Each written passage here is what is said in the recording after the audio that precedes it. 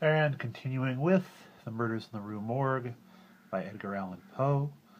Remember, this is a companion piece to Multiverse of Geekdom's reading of A Study in Scarlet, the first meeting between Watson and Holmes, Sherlock Holmes story. So this is about C. Augustin Dupin, an even older detective than Holmes, a Frenchman. It is narrated by an unnamed narrator who, after examining the scene of the murders of the Rue Morgue with Dupin, is now awaiting a guest in their shared living quarters who has something to do with the murder. We don't know what, but pistols were left just in case. So, we begin where my last video cut off. The narrator is about to pick up a pistol.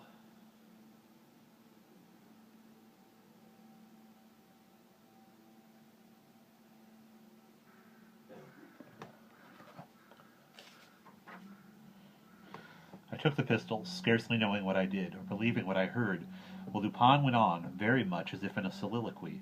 I have already spoken of his abstract manner at such times. His discourse was addressed to myself, but his voice, although by no means loud, had that intonation which is commonly employed in speaking to someone at a great distance, his eyes vacant in expression, regarded only the wall. "That the voices heard in contention," he said, "by the party upon the stairs were not the voices of the women themselves, but was fully proved by the evidence. This relieves us of all doubt upon the question whether the old lady could have first destroyed the daughter and afterwards have committed suicide.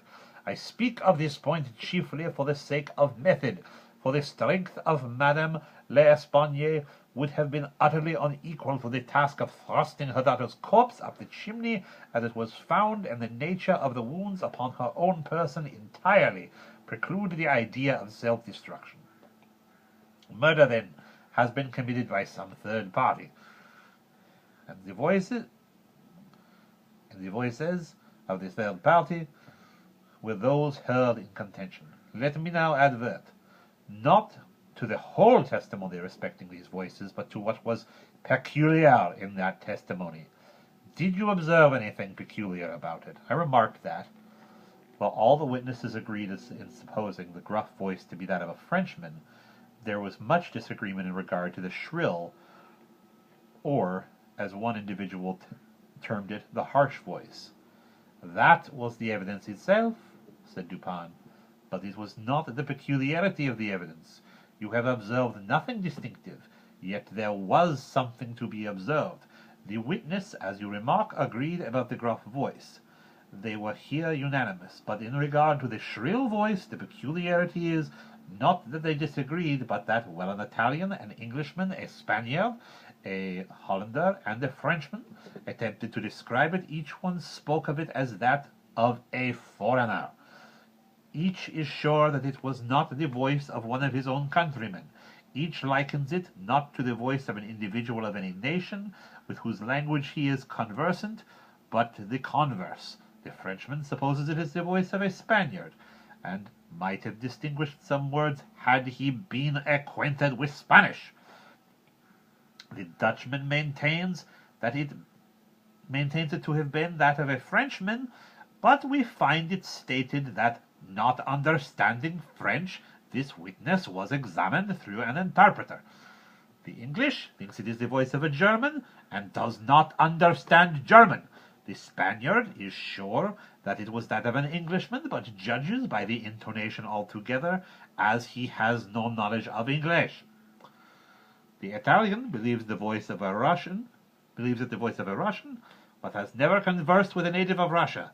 A second Frenchman differs, moreover, from the first, and is positive that the voice was that of an Italian, but, not being cognizant in that tongue, is, like the Spaniard, convinced by the intonation. Now how strangely unusual must this voice have really been, about which such testimony as this could have been elicited, in whose tones even denizens of the 5 great divisions of Europe could recognize nothing familiar. You will say that it might have been the voice of an Asiatic or an African. Neither Asiatics nor Africans abound in Paris. But without denying the interference, I will now merely call your attention to 3 points. The voice is termed by one witness as harsh rather than shrill. It is represented by 2 others to have been quick and unequal. No words, no sounds resembling words, were by any witness mentioned as distinguishable.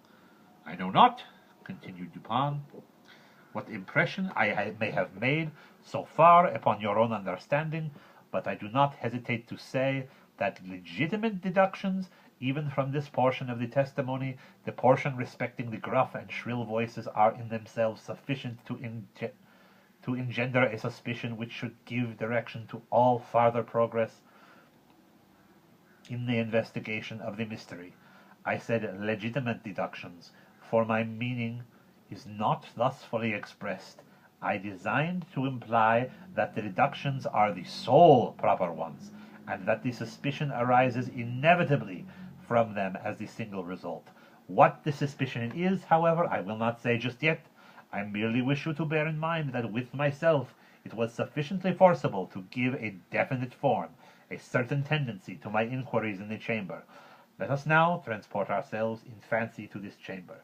What shall we seek here? The means of egress employed by the murderers.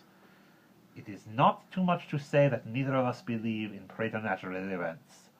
Madame and Mademoiselle L'Espagne were not destroyed by spirits.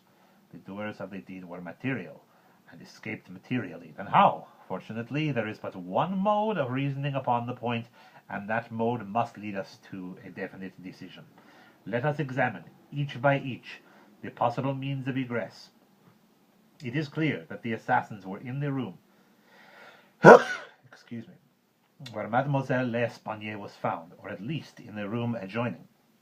When the party ascended the stairs, it is then only from these 2 apartments that we have to seek issues. The police have laid bare the floors, the ceilings, and the masonry of the walls in every direction. No secret issues could have escaped their vigilance. But not trusting to their eyes, I examined with my own. There were, then, no secret issues. Both doors leading from the room into the passage were securely locked with the keys inside. Let us turn to the chimneys. These, although of ordinary width, for some 8 or 10 feet above the hearth, will not admit, throughout their extent, the body of a large cat. The impossibility of egress by means already stated being thus absolute, we are reduced to the windows. Through those of the front room, no one could have escaped without notice of the crowd in the street. The murderers must have passed then through those of the back room. Now, brought to this conclusion in so unequivocal a manner as we are, it is not our part as reasoners to reject it on account of apparent impossibilities. It is only left for us to prove that these apparent impossibilities are in reality not such. There are 2 windows in that chamber. One of them is unobstructed by furniture and is wholly visible. The lower portion of the other is hidden from view by the head of the unwieldy bedstead, which is thrust close up against it. The former was found securely fastened from within. It resisted the utmost force of those who endeavored to raise it. A large gimlet hole had been pierced in its frame to the left, and a very stout nail was found fitted therein, nearly to the head. Upon examining the other window, a similar nail was seen similarly fastened into it, and a vigorous attempt to raise this sash failed also. The police are now entirely satisfied that egress had not been in these directions, and therefore it was thought a matter of supererogation to withdraw the nails and open the window. My own examination was somewhat more particular, and was so far the reason I have just given, because here it was, I knew that all apparent impossibilities must be proved to be not such in reality. I proceeded to think thus: a posteriori, the murderers did escape from one of these windows. This being so, they could not have refastened the sashes from inside, as they were found fastened. The consideration which put a stop, through its obviousness, to the scrutiny of the police in this quarter. Yet the sashes were fastened. They must then have the power of fastening themselves. there was no escape from this conclusion. I stepped to the unobstructed casement, withdrew the nail with some difficulty, and attempted to raise the sash. I resisted all my efforts, as I had anticipated. A concealed spring must, I now knew, exist, and this corroboration of my idea convinced me that my premises at least were correct. However mysterious still appeared the circumstances attending the nails. A careful search soon brought to light the hidden spring. I pressed it, and, satisfied with the discovery, forbore to upraise the sash. I now replaced the nail and regulated it attentively. A person passing out through this window might have reclosed it, and the spring would have caught. But the nail could not have been replaced. The conclusion was plain, and again narrowed in the field of my investigations. The assassins must have escaped through the other window. Supposing then the springs upon each sash to be the same, it was probable there must be found a difference between the nails, or at least between the modes of their fixture. Getting upon the sacking of the bedstead, I looked over the headboard minutely at the second casement.